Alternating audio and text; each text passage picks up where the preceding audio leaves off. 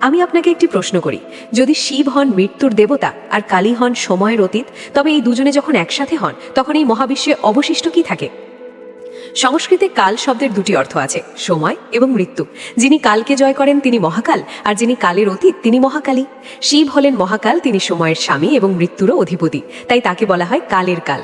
অন্যদিকে কালী হলেন মহাকালী, চেতনার সেই আদি তরঙ্গ যা সমগ্র মহাবিশ্বকে গতিশীল করে তোলে।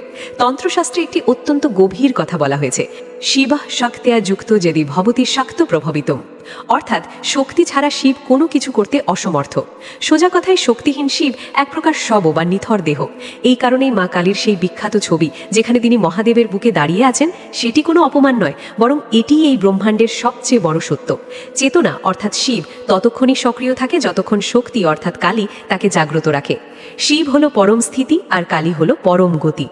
এবার শুনুন সেই ফ্যাক্টসগুলো যা আপনার চেতনাকে নাড়িয়ে দেবে। প্রথমত, উজ্জয়িনীর মহাকালেশ্বর মন্দির। এটি ভারতের একমাত্র দক্ষিণমুখী জ্যোতির্লিঙ্গ। তন্ত্রমতে দক্ষিণ দিক হলো কাল ও মৃত্যুর দিক, যেখানে শিব স্বয়ং কালের স্বামী হিসেবে বিরাজ করেন। দ্বিতীয়ত, কালিকা পুরাণ ও মহানির্বাণ তন্ত্রে মহাকালীকে আদ্যা শক্তি বলা হয়েছে।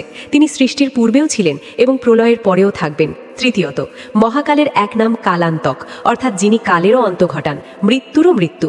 চতুর্থত, তারা দুজনে মিলে সংসারের সমস্ত কালকূট বিষ ভস্য করেন, ঠিক যেমন মহাদেব হলাহল পান করে পৃথিবীকে রক্ষা করেছিলেন। এবার এক মুহূর্তের জন্য থামুন, নিজের জীবনের দিকে তাকান। আপনার কি মনে হয় না যে আপনি একাই সব করার চেষ্টায় ক্লান্ত হয়ে পড়েছেন?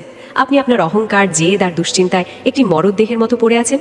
মহাকাল ও মহাকালী আমাদের শেখান, পুরুষ বা নারী কেউ একা সম্পূর্ণ নয়। যখন আপনার বুদ্ধি আর আপনার ইচ্ছা শক্তি মিলেমিশে একাকার হয়ে যায়, তখনই বিজয় আসে।